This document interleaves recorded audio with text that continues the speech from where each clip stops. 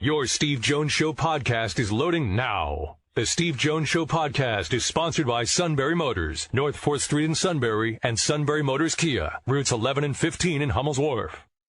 Joined now by the outstanding Jon Sauber, Sunbury Daily Times. John, it's always a pleasure. Great to have you with us. Thanks for having me on, Steve. I always appreciate it. John, so let's start with this. We'll start with football, then we'll work our way over to basketball because you've been intently covering both. Penn State closes out the regular season with a 42-0 win over Michigan State. What did you see not only in that game but the last couple of weeks for Penn State on both sides of the ball? Yeah, I saw a much more comfortable offense, right? And it's something a lot of us asked about post-game to the players, what kind of changed over those last 2 weeks, essentially since Mike Yurcich was fired. And a lot of guys pointed to the simplification of the offense. And you can kind of tell that guys just felt more comfortable. They knew where they were at. It seemed like there were fewer miscommunications on offense, which is crucial. There weren't as many of those comeback routes that like Allar threw where he threw it maybe 2 yards closer to the sideline and the wide receiver didn't break far enough or what have you. And we importantly saw guys like Amari Evans get involved. And that's something James Franklin mentioned last week, as mentioned a couple times over the last 2 weeks, that they're focusing more on what guys can do rather than what they can't do. And Amari Evans can take the top off of defense, right? And he can stretch the field and open things up in the intermediate. And I think we saw a lot of that, especially against Michigan State. Defensively, frankly, I think we saw what we saw all year, right? It's one of the best three defenses in the country. Take the Spartans to task and just kind of impose their will, something that I don't think Penn State fans should take for granted, because I do think the defense will be good next year, but this might go down as one of the program's all-time great defenses.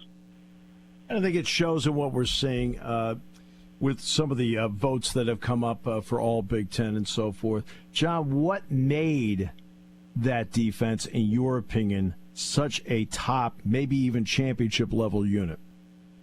Yeah, and I agree with that. I think this is – I wrote about this, that it's a shame that this defense isn't going to get to play in the playoff, because it absolutely is a championship-level defense. But you see a lot of defenses in the modern NFL are about two things, really. It's about the pass rush, and it's about coverage in the secondary.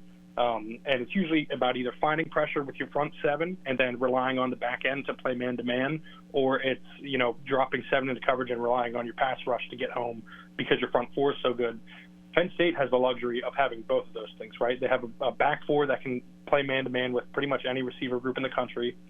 They have a front four that can rush against pretty much any offensive line in the country, and that frees everyone up to allow, for more variety for Manny Diaz. He can blitz whenever he wants to without it being predictable, because he knows if he needs to, he can get pressure with the front four. He can drop with seven for the same reason. And the blitzing is allowed because guys like Kalen King and Johnny Dixon and Daquan Hardy and even KJ Winston and Jalen Reed at safety, those guys can be trusted in man coverage. So it's really the two tenets of, to me, modern defense: rushing the passer and being able to cover with your back four. They were as good as it gets in that regard. What about when you watch how Penn State plays it? And we saw, for example, the Auburn-Alabama thing. They rushed 2-3. I think they rushed 2 at the end. There's no way in the planet Manny Diaz would do that. I mean, I don't think he knows how to get his foot off the pedal. Yeah, honestly, I was watching that game because, as you know, I think we all finally got to enjoy a full Saturday of football, which I don't take for granted because Penn State played on Friday. Right. I genuinely could not believe that they only rushed 2. Even if you rush 3, it gives you a reasonable chance at pressure. Rushing 2 is essentially guaranteeing that you won't get there, and you're giving Milroe all the time that he wants, right? And I'm with you. I think Manny Diaz either would have brought the house, or he would have just rushed his front 4 and trusted his back 7, right? I think when you rush 2 like that, you're kind of either saying that you don't trust the guys in coverage to hold up, or you don't trust the front 4 to get home if you're going to bring 4. So I don't think that would ever be an issue with Diaz in this defense. No. So offensively, you talked about the seeming comfort level. I thought you phrased it well with the way you said that they accentuated what people could do along the way. What did you see, especially in the running game, the last couple of games, in their ability to make things happen, not only up front, but with the 2 running backs? Yeah, I think they were less predictable in that regard, right? It felt less forced. And I think, honestly, part of that is they were throwing the ball so well that teams couldn't kind of stack the box against the run. It allowed Katron Allen and Nick Singleton to get to spots, where they were only running against six-man boxes, if you will, and the 5 or 6, and so they were able to break off some big runs, and that kind of it all starts with the passing game and modern college football, I think, as we all know. But that doesn't mean the running game isn't a massive part of it, because that's what opens up the running game, right? Is being able to throw the ball. When you become one-dimensional, you really can't do either thing, because the opponent knows you're not going to do one, and that allows them to limit the other. So I think they did a really good job of essentially, taking the top off the defense, like I said, with Amari Evans, getting some of those routes to the middle of the field, where the linebackers kind of had to hesitate to see if something was a zone read, to see if it was an RPO, to see if it was play action. And so linebackers had to hesitate. They couldn't commit to the run right away, and that allowed, guys like Katron Allen and Nick Singleton to hit those holes and create those big plays that maybe hadn't been there earlier this season. What are your thoughts on the development of Drew Allar as the season went? Yeah, this is a $1 million question, right? And I've gotten some flack for people because I've not been willing to kind of cast blame on Drew Allar for how a lot of this year went, and frankly, I still don't. I'll rewatch all of the games once the season ends, because I am who I am, and I'll do a review of especially Allar and how he did. But on first glance, having watched the games live and then a rewatch every week, he did not seem to me to be the problem, right? James Franklin has said this a few times too, that there are absolutely things he needs to get better at, which is true. There are situations where he gets, he can get happy feet, and he looks uncomfortable maybe when he doesn't have to. But I think all in all, he has been really good to close the season.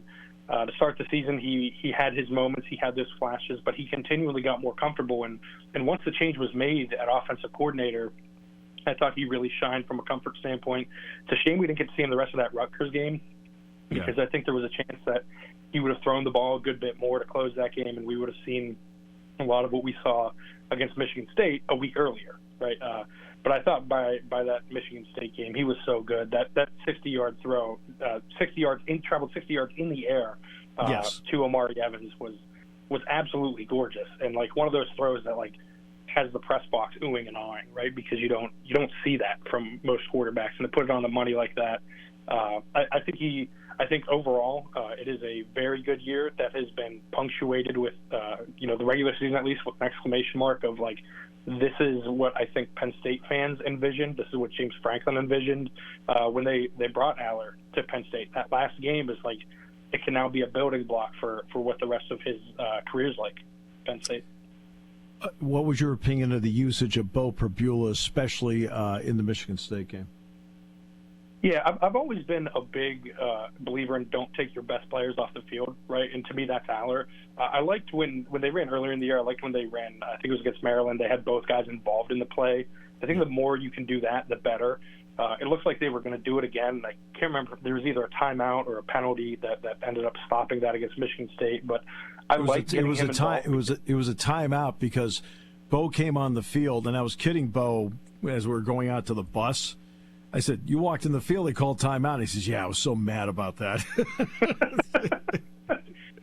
But yeah, those kind of plays where you're getting him and Allar involved in the action makes it more difficult for the defense, because there are times when you have Drew Allar just standing out at receiver where it's like, okay, you're kind of playing 10 on 11 because the corner or the safety or linebacker or whoever's on him out there can focus on the inside of the play, right? They don't have to pay as much attention to him. But I do like a lot of those wrinkles that they had where both guys got involved. That play in particular had a chance to be something like that. I really liked when in the red zone when they took Allar off the field and put Perbula on, because then you're maximizing Bo and you're playing 11 on 11 at that point, right? And Allar is he's not swayed by the fact that he's coming off the field. It doesn't seem like he knows that Bo is a better runner and a better athlete, I would assume, because that is pretty obvious. But I think it is something they need to continue to incorporate as long as both guys are there. I would try to get both guys involved as much as I can when both are on the field, understanding at times, you know what I mean, there will be reps where Drew just stands out at receiver. But yeah, the more involvement with Bo, the better, especially when you consider his athleticism. He lined up in the slot on one play. Like he can play multiple places, and it doesn't have to be just him lining up at quarterback. Yeah, if Bo's in the red zone, you have to account for him. And that's, in other words, you have to either spy him, account for him, or something. That's what happens when you do have a quarterback that moves in the red zone. Any idea on direction or potential direction on an offensive coordinator?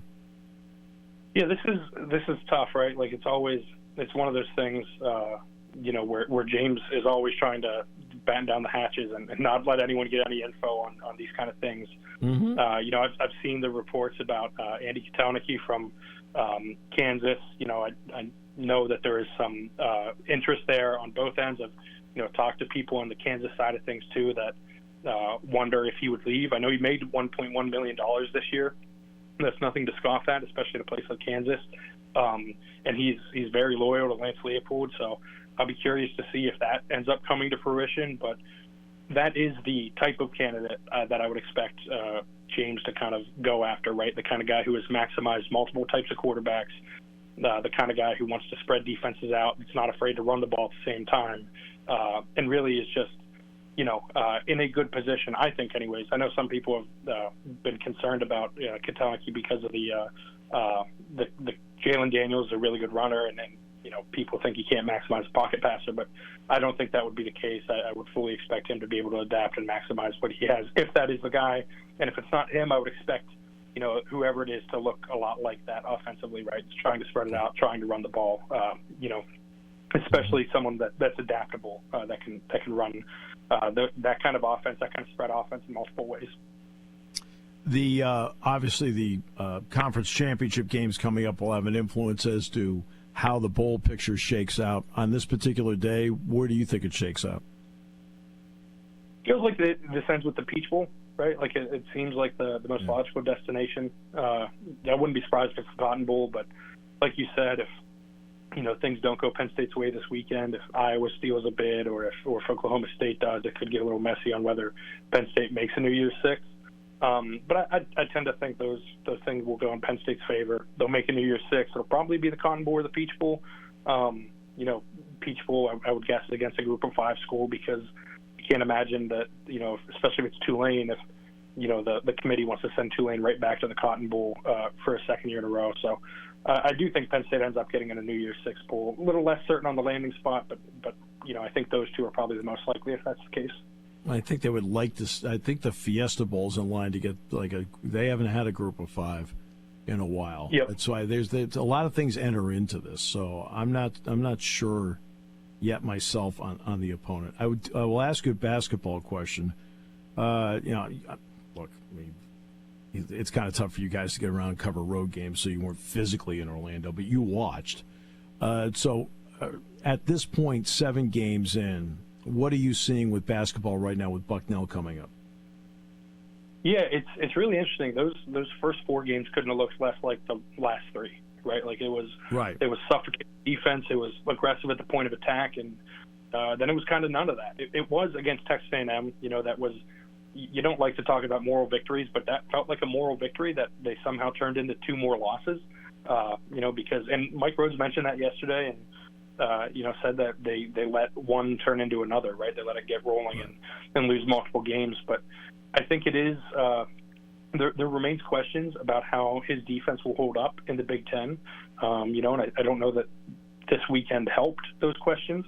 I do think they have a lot of talent. I think Ace Baldwin is really, really good. Not having Kanye Clary for most of the VCU game obviously hurt, but it's tough. This is a whole new team. They look like they were gelling through 4 games and now through 7. You wonder if there's still a lot of strides to be made in that regard. And so I think this is this season probably ends at the end of the day where a lot of people expected it to, maybe from the outside. I thought there was a chance that they could make the NIT. I still think there's a chance they can make the NIT. I don't know if that's as certain maybe as I was a week ago. But I think ultimately it's a team that's probably going to finish in the bottom third of the Big Ten, as I think most would expect, and should be trying to get to that 11-12 range with a decent shot of being 13th and showing those building blocks, though, showing reason to believe in next year. But I think really it just comes down to how good is this defense going to look against Big Ten teams consistently, because if it's not going at full speed, it's not running on all cylinders, right, and they can't get the turnovers they need, and they're giving up too many open threes because they're pressing so much, then then I think you start to question, maybe Mike Rhodes has to change up his defensive scheme a little bit. But until we see a bigger sample size of that, I think it's probably, as jarring as 4-3 is after a 4-0 start for fans. I think it's staying the course for now and waiting until you see more consistently against Big Ten teams exactly how this is going to look. Yeah, and we'll get a read on that next week when they have Maryland and Ohio State back-to-back. All right. That's right.